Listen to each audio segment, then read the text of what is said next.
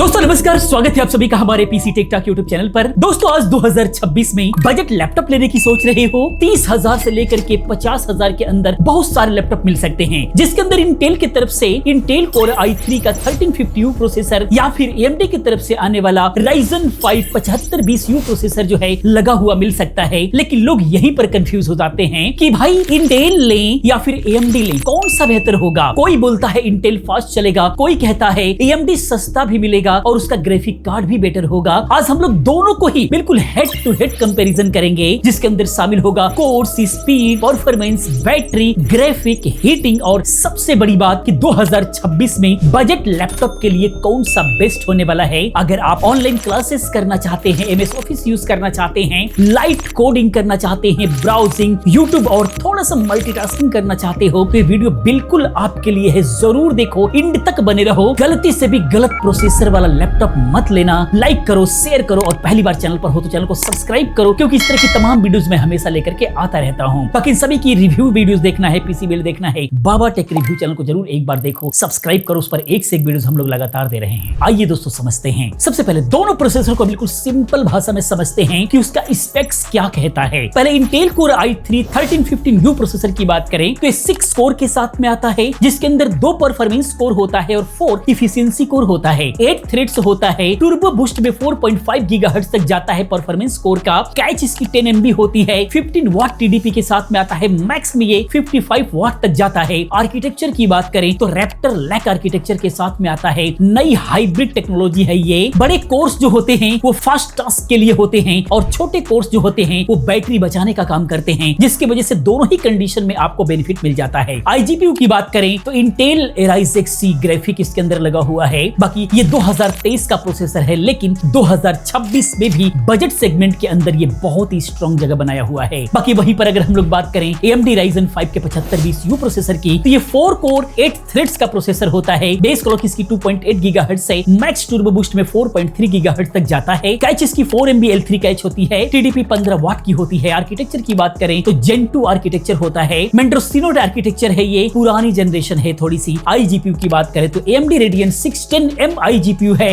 RDNA 2 best iGPU है, इसके अंदर 2 कंप्यूट यूनिट है, अप टू 1900 मेगाहर्ट्ज तक काम करता है। दोनों ही 15 वाट क्लास के साथ में आते हैं। मतलब इन लाइट लैपटॉप के अंदर अच्छे हैं, लेकिन इंटेल के 6 कोर और हाइब्रिड डिजाइन यहां पर एडवांटेज आपको देखने को मिलेगा। इंटेल के अंदर परफॉर्मेंस बेंचमार्क की हम लोग बात करेंगे और साथ में 2026 के टेस्ट क्या कहते हैं उस पर हम लोग बात करेंगे। सिंगल कोर की अगर हम लोग बात करें, यानी कि मतलब ये होता है कि एक काम को एक टाइम पे अगर कर रहे हैं, जैसे ब्राउजिंग कर रहे हैं या फिर ऐप ओपन कर रहे हैं, डेली टास्क कर रहे हैं, एक समय में एक काम कर रहे हैं, तो क्या होने वाला है। तो इस कंडीशन में Intel i3 1350U processor 35 to 40% faster आपको देखने को मिलेगा। Cinebench R23 सिंगल कोर के अंदर 1649 स्कोर करता है। वहीं पर Ryzen जो है 11071 तक ही रह पाता है। Geekbench सिंगल भी यहाँ पर आगे निकलता है। मतलब क्रोम के अंदर 20 tab plus YouTube plus word, ये सब कुछ इंटेल बिल्कुल स्मूथ चलाएगा। Ryzen थोड़ा सा यहाँ पर स्लो फील आपको कराएगा। बाकी मल्टी कोर की अगर बात करें कि कई सारे काम एक साथ में करते हैं, multitasking, light editing, coding, multiple tabs, तो उस कंडीशन में क्या होगा। तो यहाँ पर भी इंटेल 20 to 40% बेटर परफॉर्मेंस देता हुआ नजर आएगा। CPU मार्क की बात करें तो 11200 स्कोर करता है इंटेल वाला, और वहीं पर AMD 9000 तक ही रह जाता है। Cinebench मल्टी कोर के अंदर भी आपका जो है इंटेल आगे निकलता हुआ नजर आएगा। 6 कोर की वजह से इंटेल जो है यहाँ पर assignments, zoom plus Chrome plus file downloads वगैरह सब कुछ एक साथ बेटर हैंडल कर पाता है। यहाँ पर एडवांटेज आपको देखने को मिलेगा। रियल लाइफ एग्जांपल की बात करें स्टूडेंट्स को ध्यान में रखते हुए, तो ऑनलाइन क्लासेस प्लस नोट्स बनाना है,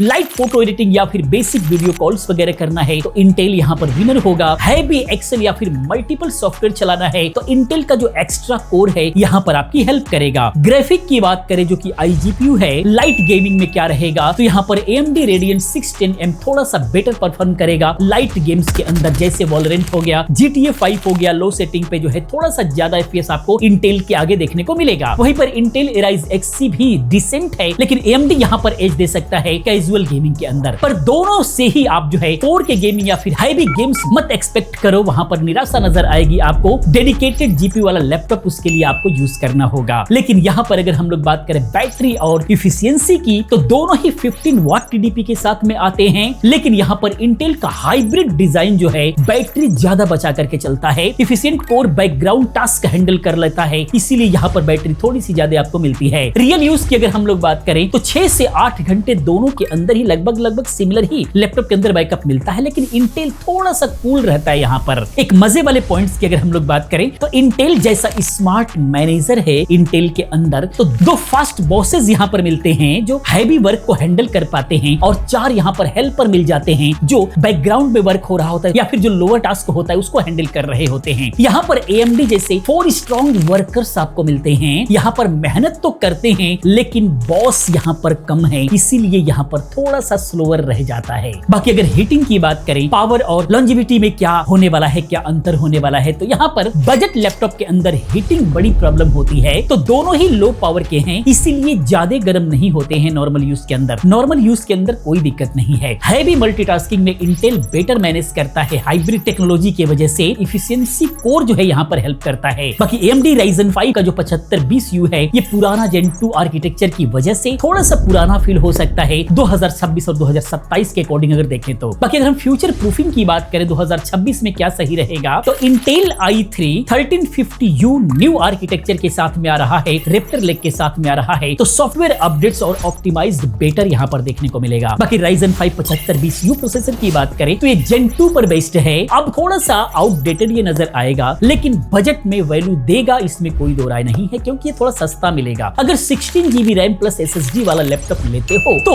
दोनों ही अच्छे चलेंगे, 3-4 साल तक कोई दिक्कत नहीं है। बाकी प्राइस डिफरेंसेस की बात करें तो सेम बजट के अंदर Ryzen वाला लैपटॉप थोड़ा सा सस्ता मिल सकता है आपका, लेकिन परफॉर्मेंस में इंटेल आगे निकल जाएगा। फाइनल रिकमेंडेशन की बात करें कि 2026 में बेस्ट क्या रहने वाला है, तो Intel core i3 1350U processor best है। अगर आप daily multitasking, studies, light productivity चाहते हो तो बेटर है, स्मूथ एक्सपीरियंस और फ्यूचर में थोड़ा सा बेटर परफॉर्मेंस चाहते हो तो भी इंटेल सही है। ओवरऑल विनर की बात करें तो 2026 बजट सेगमेंट के अंदर बेंचमार्क में कंसिस्टेंटली ये आगे निकल रहा है इंटेल। वहीं पर AMD Ryzen 5 का 7520U प्रोसेसर लो, अगर बजट बहुत ही टाइट है आपका और लाइट गेमिंग और AMD ग्राफिक पसंद है आपको तो ले सकते हैं। ग्राफिक से रिलेटेड काम अगर आपका है ज्यादा तो ले सकते हैं। सिर्फ बेसिक ब्राउजिंग, मूविंग या फिर क्लासेस के लिए आप ले सकते हैं, ठीक है। बाकी मेरे सजेशन की अगर मैं बात करूं तो बजट लैपटॉप के अंदर Intel core i3 1350U processor वाला चूज करो, स्पेशली 8GB प्लस वाला वेरिएंट लो, 16GB बेहतर होगा आज के रेट के हिसाब से। 2026 में ये बेटर वैल्यू आपको देने वाला है। हमेशा कम से कम 16GB वाला मॉडल ही आपको लेना चाहिए, अन्यथा अगर प्राइस में डिफरेंसेस है तो आप ले सकते हो 8GB के साथ में, और एक 8GB की स्टिक आगे चलकर क्या बढ़ा सकते हो। सिंगल चैनल ठीक नहीं है, जब दोनों ही चैनल जब आप यूज करोगे तो इसका परफॉर्मेंस बहुत ही बेहतरीन मिलेगा। बाकी रियल बात करें तो प्रोसेसर से ज्यादा पूरा लैपटॉप को आपको ध्यान देना है, जिसके अंदर display, build quality, battery, service centre, सब कुछ पे आपको ध्यान देना है। HP, Lenovo, Acer के बजट मॉडल्स के अंदर दोनों ही मिल जाते हैं, कोई दिक्कत नहीं है। आपका बजट क्या है, स्टूडेंट के लिए चाहिए या फिर थोड़ा गेमिंग्स के लिए, कमेंट में बताओ, मैं सजेस्ट करने की कोशिश करूंगा। जरूरत पड़ेगी तो और भी वीडियो लेकर के आने की कोशिश करूंगा। बाकी ये वीडियो इन्फॉर्मेशन आपको कैसा लगा प्लीज आप कमेंट में जरूर बताएं। इसी प्रकार की तमाम वीडियोस को देखने के लिए चैनल को सब्सक्राइब करो, क्योंकि इस तरह की तमाम वीडियोस मैं लेकर के आता रहता हूं। मिलते अगली वीडियो में किसी और अच्छी इन्फॉर्मेटिव वीडियो के साथ में। पूरी वीडियो देखने के लिए, चैनल को सब्सक्राइब करने के लिए आप सभी का बहुत बहुत धन्यवाद।